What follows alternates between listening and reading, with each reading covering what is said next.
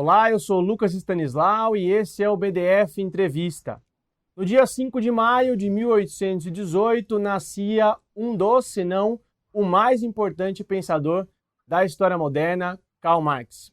Criador de um método científico rigoroso para analisar a realidade concreta, Marx foi responsável por literalmente alterar o curso da história nos últimos quase 200 anos, ao colocar à disposição dos trabalhadores as ferramentas necessárias para colocar em xeque e fazer a crítica ao capitalismo. Hoje a gente vai ter a honra de receber aqui ele, que é um dos maiores estudiosos do pensamento marxista no Brasil e, sem nenhum exagero, no mundo, professor José Paulo Neto, professor emérito da UFRJ. Professor, obrigado por estar aqui no BDF Entrevista, uma verdadeira honra te receber aqui no nosso programa. Eu é que agradeço o convite, acho que é exagerado, eu sou um dos muitos marxistas que trabalham no Brasil e eu sei o tamanho das minhas pernas, não é tão grande quanto você está me atribuindo. De qualquer jeito, eu me sinto muito à vontade para a gente conversar hoje. Professor, eu queria começar nosso papo aqui falando um pouco sobre a atualidade do pensamento marxista, mas queria formular a pergunta um pouquinho diferente. Recentemente, há alguns meses, o então ministro da Fazenda, Fernando Haddad, deu uma entrevista ao canal irmão aqui do Brasil de Fato, né, o Opera Mundi, ao meu colega e ex-chefe Breno Altman, em que ele disse, estava comentando ali sobre o lançamento do mais recente livro, né, o Capitalismo Superindustrial, e ele dizia ali que, olha, textualmente ele disse, é impossível que, se vivo fosse, Marx seguiria pensando da mesma maneira que ele pensava no século XIX. Aí te passo a bola, professor. O senhor concorda com essa afirmação? Se sim, o que Marx revisaria da sua obra hoje, em 2026, e o que ele manteria, sustentaria na atualidade? Bom, a questão não é tão simples quanto parece. Tá?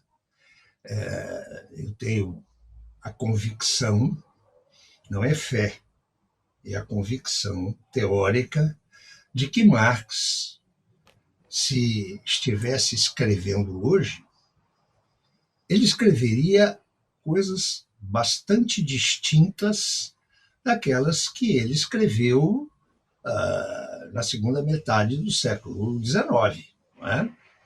Marx foi, sobretudo, um homem do seu tempo. Mas foi mais do que isso. Foi, dentre os homens do seu tempo, aquele que deixou o legado, eu diria, para as ciências sociais e humanas, o legado mais atual. Onde eu diria que o que permanece absolutamente vivo de Marx e que ele hoje não revisaria de forma alguma é o seu método de análise. O que é central na obra de Marx não são as ilações, as inferências particulares que ele extrai nos seus estudos. O essencial é o método, importante insistir nisso, é o método que ele descobriu, desenvolveu, aprofundou, um método para compreender a ordem burguesa, a ordem do capital. Nisso, eu diria que Marx é irretocável. Direi mais, enquanto a sociedade burguesa persistir nos seus fundamentos, e o principal desse fundamento é a exploração do trabalho pelo capital, o método de Marx será o mais adequado para desvendar a realidade. Não sei se isso te satisfaz. Não, eu diria que essa é a grande herança de Marx. A descoberta do método adequado para compreender a sociedade burguesa e mais, a sociedade burguesa assentada no que ele chamava de modo de produção do capital. Não, eu diria que Marx, quanto a isso, é absolutamente atual e diria mais, permanecerá atual enquanto a ordem burguesa persistir. Marx só estará superado quando for superado o capitalismo, a ordem burguesa e todas as suas implicações. Claro que Agora, isso é claro que isso é um juízo pessoal. claro. Mas eu me sinto muito à vontade para fazê-lo, porque não sou, felizmente, o único que pensa assim. Claro. Professor, agora eu queria percorrer um pouco as categorias mais fundamentais ali do pensamento marxista e entrar um pouco nessa concepção mais filosófica do trabalho, né? Categoria trabalho no Marx, falando um pouco de como Marx considera o trabalho essa condição eterna do ser social, né? Mas antes, acho que tem uma questão mais urgente também da atualidade, que tem a ver com isso, que primeiro foi a máquina a vapor, depois o motor a combustão, depois a revolução informática. Em todos esses momentos, alguns teóricos vinham propondo a superação do trabalho, o fim do trabalho, né? A mudança das relações do ser humano com a natureza do trabalho. E hoje a gente está às voltas de mais uma dessas ferramentas, de mais um desses saltos, né, dentro do capitalismo, que é a tal da inteligência artificial. Como que a gente lê essa ferramenta, essa inovação dentro dessa fase do capitalismo e dentro, sob uma ótica do pensamento marxista, da tradição marxista? Chegou finalmente o momento em que o trabalho vai ser superado e a relação do ser social com a natureza vai estar alterada, né, por alguma ferramenta tecnológica? Ô, Lucas, vamos devagar. Marx insistiu, e isso para ele, eu diria que é quase axiomático, que sem trabalho não existe sociedade humana. Mas o trabalho, não é, ao longo de milênios, sofreu profundas alterações. Não é? E continua se alterando hoje, e certamente sofrerá também mutações no futuro. Marx foi, antes de tudo, um pensador rigorosa e absolutamente histórico. Absoluta e rigorosamente histórico. Não é? Eu sempre, quando estava ainda na ativa, na docência, insistia com os meus alunos de graduação e de pós-graduação que quem não sabe história não sabe nada. Quem não sabe história não sabe nada. E a obra de Marx é uma obra rigorosamente histórica. O que significa isso? Significa que Marx trabalhou nas condições mais avançadas do seu tempo, mas com os limites do seu tempo. O que é duradouro, eu vou insistir nisso, e insistir, me parece, nunca é excessivo. O que é duradouro em Marx não são algumas das ilações, implicações determinadas a que ele chegou, que ele extraiu da sua análise da história do capitalismo. Sempre bom insistir que Marx não é um economista, nunca foi. Marx inaugurou uma crítica revolucionária da economia política. É sempre bom lembrar o subtítulo do Capital, Crítica da Economia Política. Então, na obra de Marx, hoje, quase 200 anos corridos, ao vivo e ao morto. Atenção! A gente pode discutir tranquilamente inúmeras das implicações que Marx extraiu das suas análises. O que é duradouro, o que é o núcleo central, é o método que Marx descobriu, revelou e desenvolveu. Este método será tão duradouro quanto durar a ordem burguesa. Eu disso não tenho nenhuma dúvida.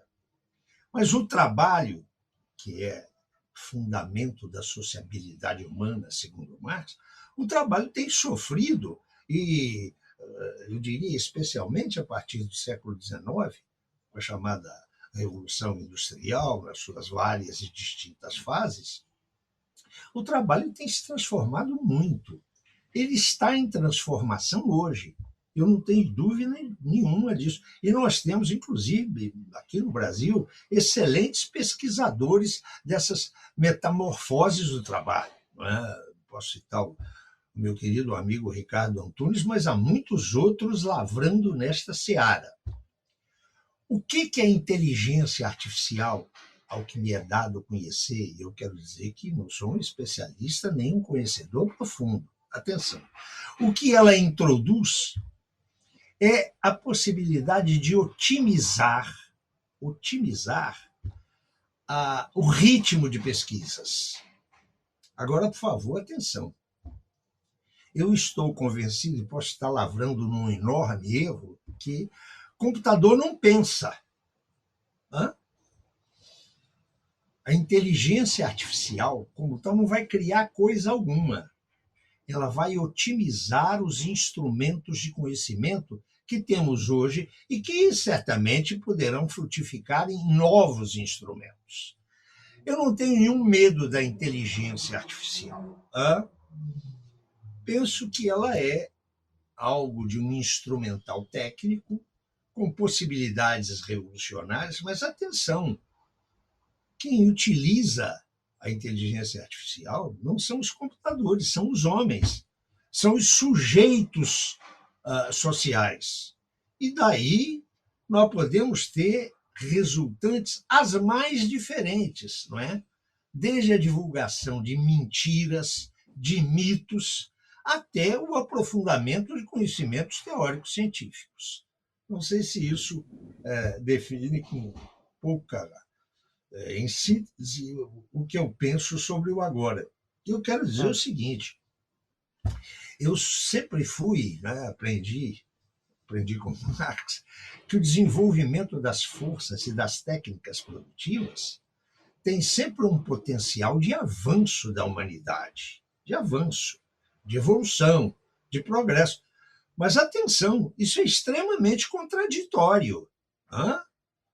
Uma das categorias fundamentais que Marx pôs na mesa é a categoria de contradição, que não é algo imaterial, não. Ela tem implicações imateriais, ideais, mas ela é uma categoria de natureza claramente materialista e objetiva. Claro, agora, professor, Agora, eu costumo dizer, só uma coisa, eu costumo dizer que eu sou um homem típico do século XX. Tenho muita dificuldade de entrar no século XXI tal como ele está se apresentando.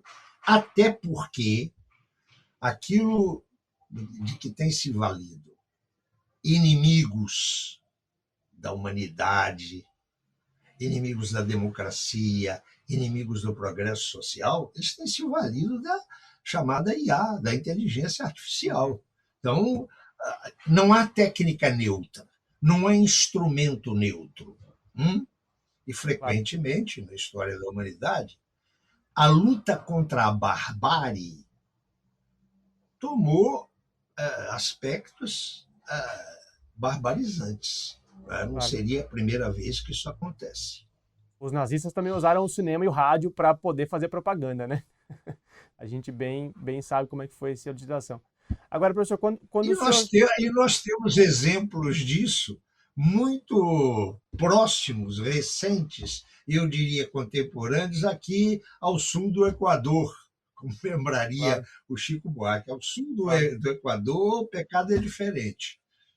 Professor, quando o senhor fala que o computador não pensa, né, e essa relação com o trabalho, me lembra muito um autor muito particular, né, que é o artista plástico, o arquiteto Sérgio Ferro, que trabalha muito essa concepção da arte como trabalho livre, mas me impressiona muito também quando ele faz o caminho contrário, né, que trabalho livre é arte, como se um trabalhador, quando tiver livre, for a arte em si, né? Isso tem muita relação também com a concepção filosófica do trabalho, da categoria trabalho em Marx, né?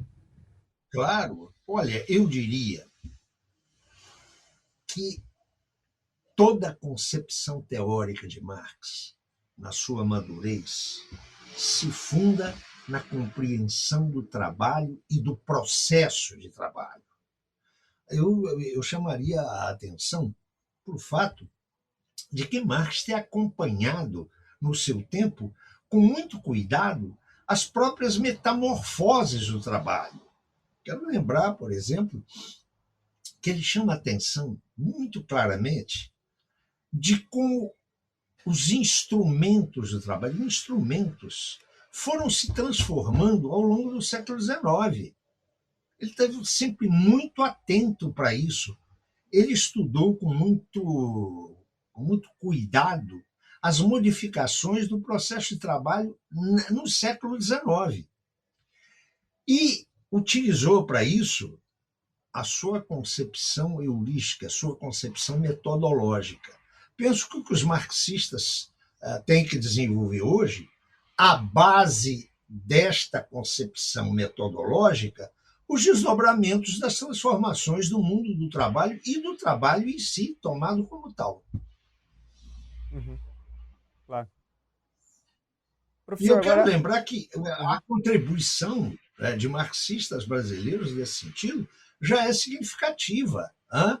Esse debate corta o marxismo, eu diria, dos últimos 50 anos, e pensadores brasileiros, e são muitos, contribuíram para esclarecer essa extremamente complexa dialética do trabalho, do mundo do trabalho e das suas implicações.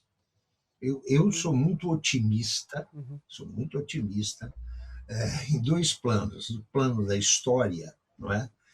Eu acho que a humanidade experimentou, especialmente nos últimos 200 anos, mas não exclusivamente. A humanidade experimentou momentos em que ela teve às beiras de dar um passo para a regressão no mundo da barbárie. Mas na hora exata houve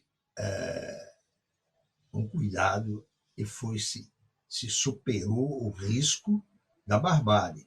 Mas eu estou convencido, note, que às vezes a luta contra a barbárie se vale de instrumentos bárbaros.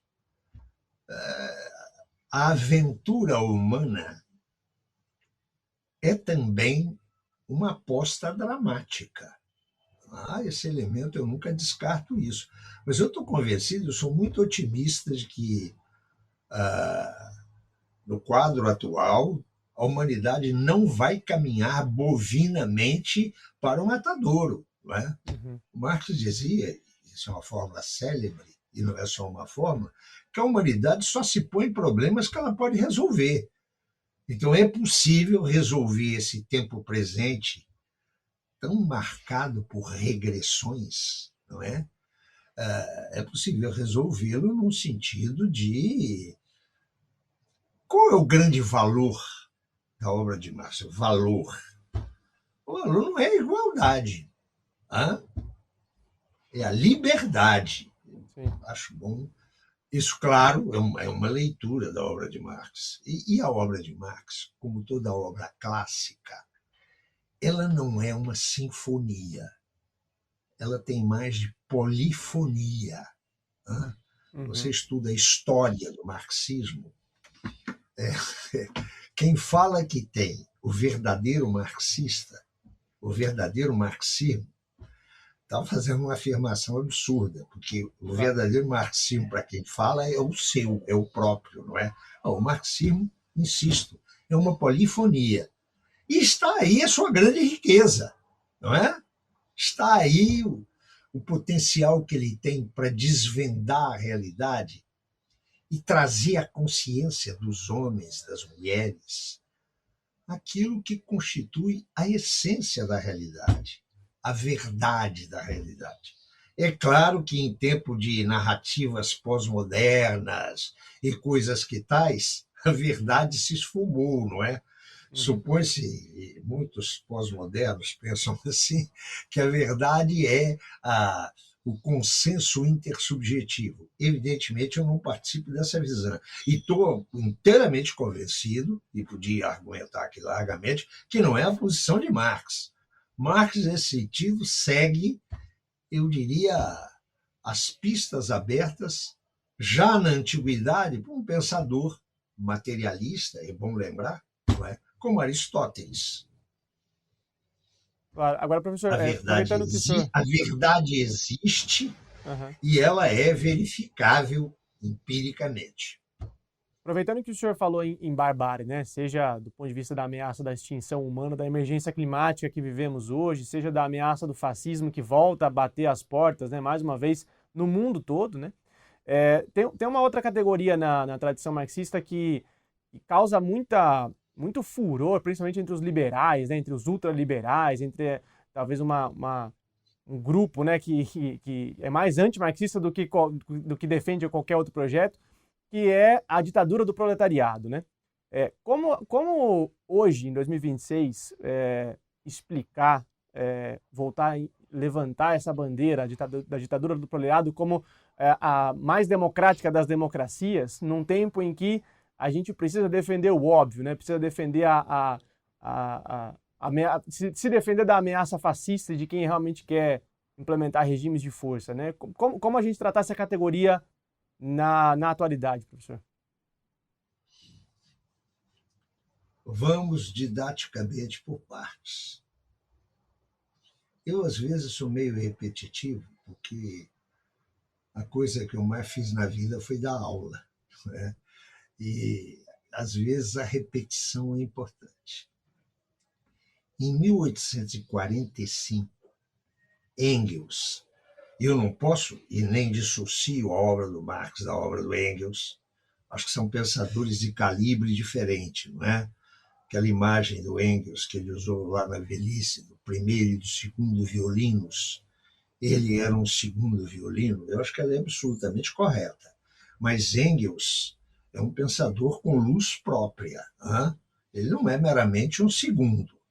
Em 1845, Engels dizia que a dominação do proletariado é a abertura do caminho para a verdadeira democracia. Acho que é muito importante chamar atenção para isso. Uhum. Marx e Engels, quando se valeram do recurso e da discussão do que fosse ditadura do proletariado, não pensaram nunca a ditadura do proletariado enquanto supressão de liberdades. Havia aí, eu reconheço, um certo traço de jacobinismo. É a redução e a supressão das liberdades dos inimigos da liberdade. Uhum. Atenção, eu diria que há um potencial democratizante, não é?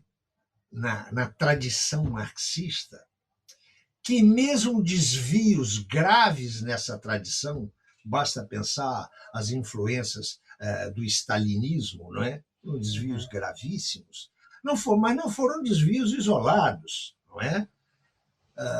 Eu diria que o essencial da tradição de Marx é a tradição libertária, é a ampliação de liberdades. A liberdade, penso eu, é um valor central nas projeções de Marx.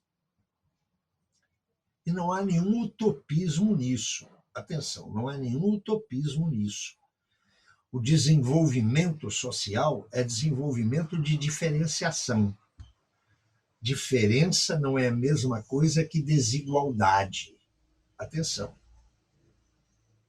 As diferenciações são sempre, eu diria, prometeicas. A desigualdade é outra coisa. Não sei se isso ajuda a sua observação. Agora, os antagonistas de Marx, em especial, mas não exclusivamente, os liberais, em especial, mas não exclusivamente, sempre impugnaram a obra de Marx. Sempre. Não é? Isso começa no século XIX. Há no século XIX, note, um grande divisor de águas. São as revoluções de 1848. A cultura burguesa, que teve momentos, eu diria, de alta nobreza, a cultura burguesa foi libertária durante algum tempo. A cultura burguesa se transforma depois de 1848. 1848, qual é o evento histórico mais decisivo? é que o proletariado ingressa na cena política. O proletariado se põe na cena política como um protagonista autônomo. A partir de então, a cultura burguesa torna-se progressivamente incapaz de refletir, de expressar a própria realidade. É o fenômeno que o próprio Marx chamou lá no pós-fácil, ou Capital, no prefácio, não me recordo bem, ele chamou de decadência ideológica. A cultura burguesa, desde 1848, enquanto uma cultura de classe, vem experimentando uma acentuada decadência. Isso não significa, atenção, que autores de extração e de posição de classe burguesas não sejam capazes de criar conhecimentos e criar obras de arte. Para mim, o exemplo mais importante, ainda ao tempo do Marx, foi Balzac. Balzac era, na vida civil, na vida privada e civil, era um restaurador. E, no entanto, criou uma obra literária de altíssima qualidade estética. No século XX, nós encontramos figuras assim.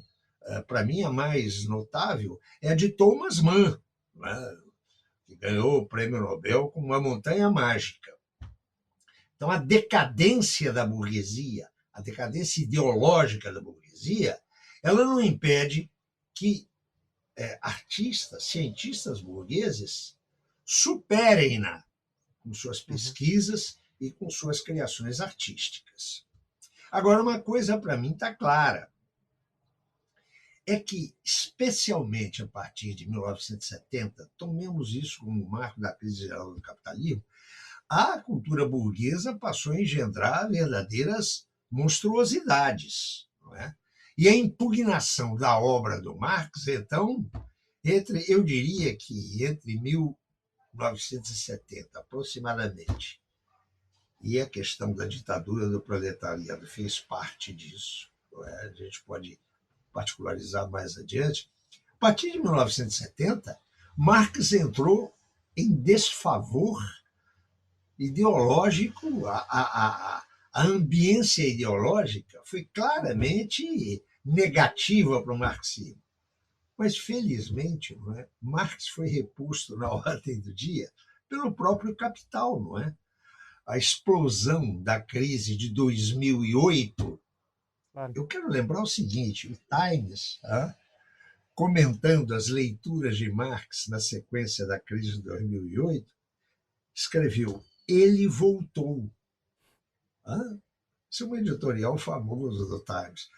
Eu já me recorri a isso várias vezes, citando exatamente em que edição. Agora eu não me recordo. Por que Marx voltou? Marx voltou porque todas as projeções liberais feitas a partir de 1970 foram para a lata do lixo da história. Elas fracassaram no plano prático-político, mas também no plano teórico-ideológico. Não é? Houve um segundo consenso de Washington, recorde-se, que disse: olha, não era bem aquilo que a gente estava dizendo há alguns anos atrás. Essa impugnação da obra de Marx, a crítica a Marx, começa no século XIX, e ela é estranhamente repetitiva. Não há nada de novo nela. Né? Claro. Sempre são os mesmos chavões, e a história parece que não houve muito essa gente. Né? Claro. Eles são obrigados a se reciclar com uma facilidade enorme. Eu estou convencido, não é, que aquele desfavor de que a obra de Marx gozou entre 70 e aproximadamente 70 e 2008 evaporou-se, não é? Você começa a ver autores que não são marxistas, importante dizer isso, não são marxistas, que são obrigados, na medida em que são sérios, na medida em que são honestos, são obrigados pelo movimento da realidade a recuperar passagens marxianas. O mais conhecido deles, inclusive aqui no Brasil, é o francês, o Piketty. Uhum. Tem gente até que acha que o Piketty é marxista, ele não tem nada de marxista. Mas ele recupera certos influxos marxianos, porque ele é levado assim, porque é um pesquisador honesto. Claro. Acho que isso ajuda a gente a entender como é que o meu otimismo em relação ao futuro das pesquisas de Marx não é uma projeção pessoal e utópica. Uhum. Se você observar hoje, no mundo inteiro, tá?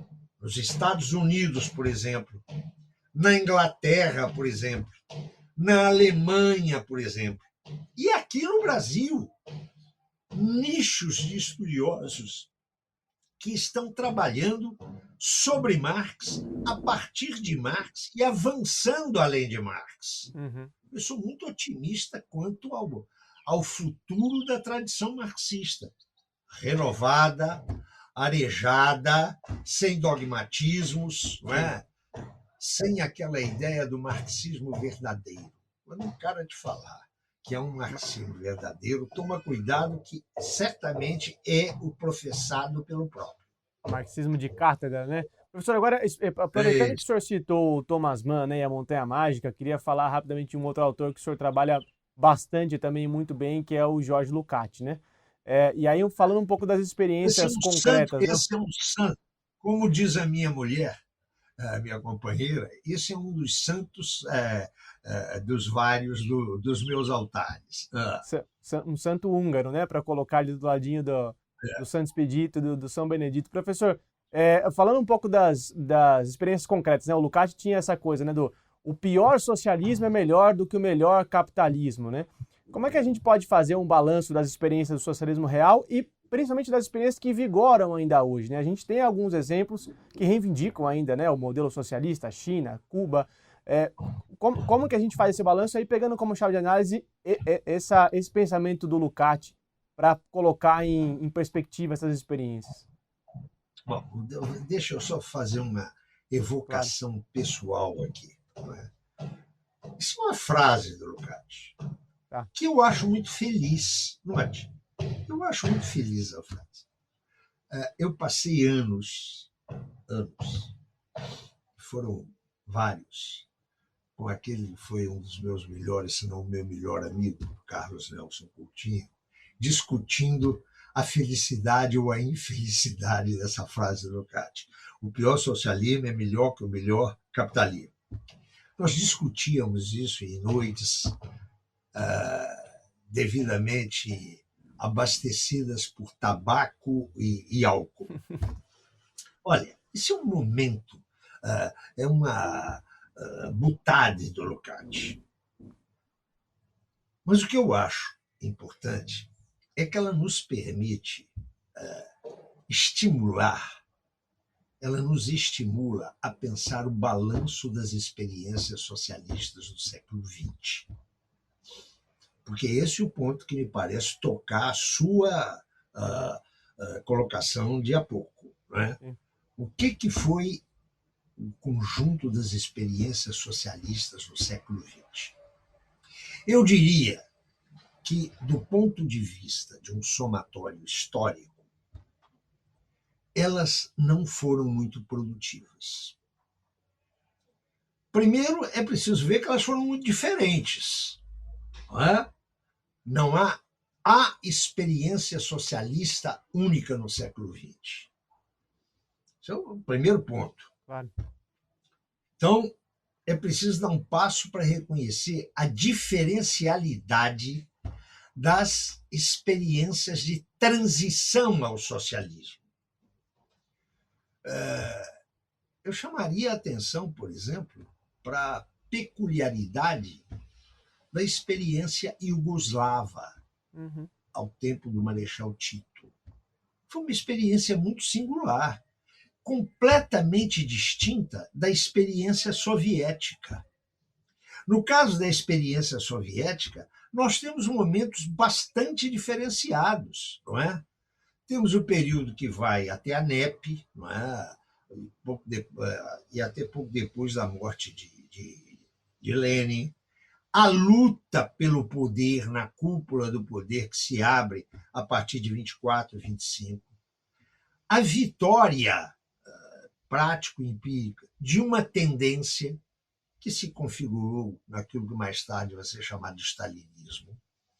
E eu diria, você tem um balanço dado ainda nos anos 60 de algumas, eu diria, projeções de socialismo muito peculiares. Pense no debate dos italianos nos anos 60 e 70, no papel importante dos comunistas, dos marxistas japoneses. Né? Todo mundo fala em eurocomunismo como se a teses eurocomunistas tivessem surgido na Itália e na França. O Partido Comunista japonês antes antecipou vários dos debates pertinentes a uma transição socialista. Com isso, eu quero dizer o seguinte: os experimentos de transição socialista ao longo do século XX foram muito diferenciados e tiveram resultantes muito distintas. Contemple a China de agora, a China dos dias atuais. Eu quero te lembrar que quando Mao Tse-tung entra em Pequim, vitorioso, hoje não se fala mais Pequim, né? Beijing, quando Mao entra no hipódromo de Pequim, estavam estampadas na porta principal, em mandarim e em inglês, estava estampado a seguinte observação: é proibida a entrada de cães e de chineses. Eu vou repetir: é proibida a entrada de cães e de chineses.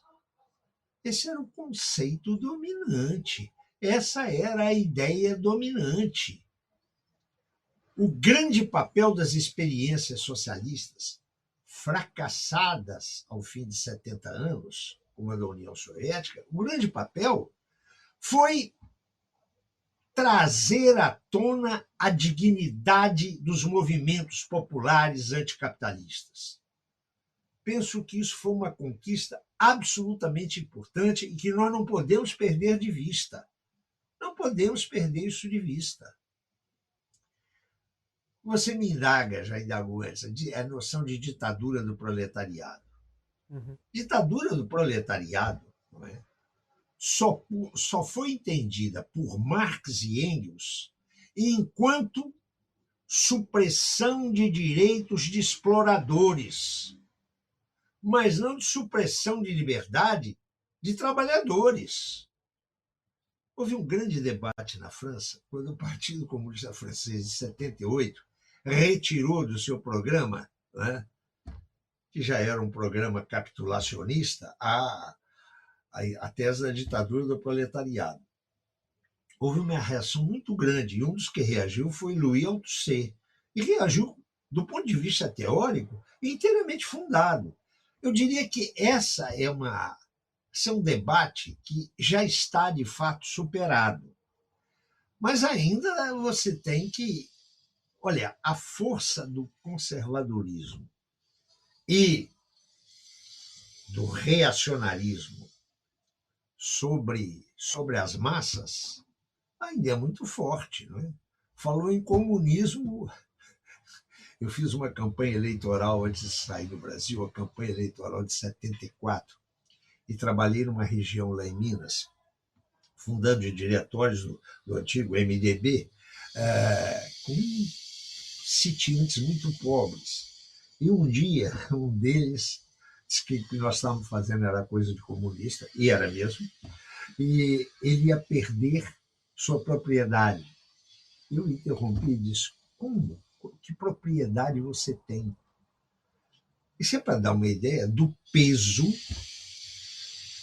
eu diria, das concepções elitistas, aristocráticas, e que têm uma força conservadora e acabam dando os braços às tendências regressivas, como os fascismos, muito forte.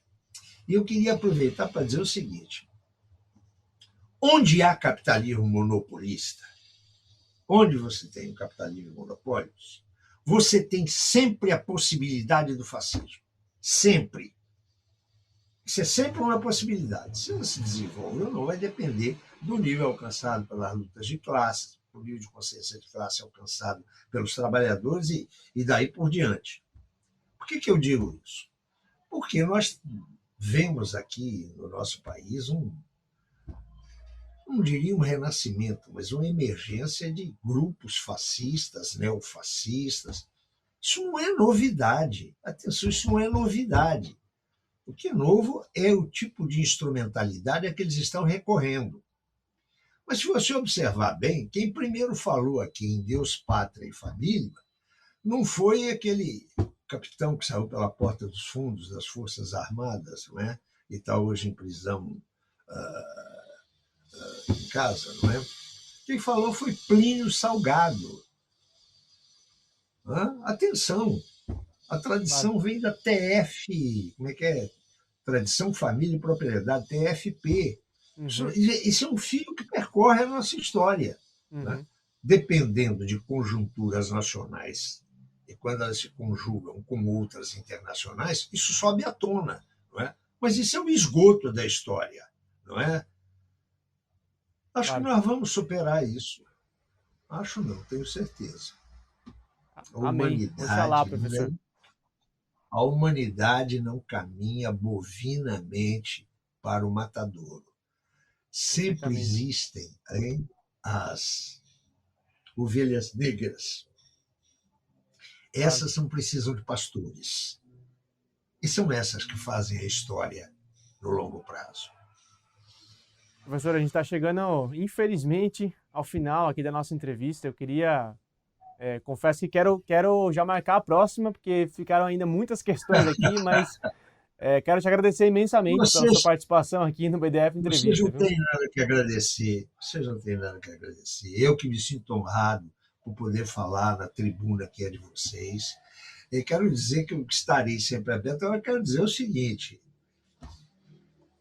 Eu vejo hoje, no Brasil, um forte movimento de estudos em torno de Marx. Se observar nas universidades, em sindicatos, em alguns movimentos sociais. Atenção, há um cuidado novo, uma tentativa de ler Marx. Agora, meu amigo, sou bananeira que já deu cacho. Eu agora tenho que tratar de sobreviver de vencer a velhice com alguma dignidade. Mas eu estarei sempre à disposição de vocês. É só marcar com alguma antecedência. E eu quero que você aproveite... A gente agradece muito. Eu queria dar um abraço aos meus amigos. Eu queria dar um abraço de outra vez, aos meus amigos do MST, que eu não vejo já há alguns anos, porque estou meio recluso em casa, estou velho, doente. A todos eles você leve o meu abraço sempre fraterno. Se há um movimento social com o qual eu aprendi e ainda aprendo, é o MST. Maravilha. Obrigado, professor. E queria agradecer também eu que agradeço. Você que acompanhou mais essa edição do BDF Entrevista. A gente volta no próximo episódio. Até lá.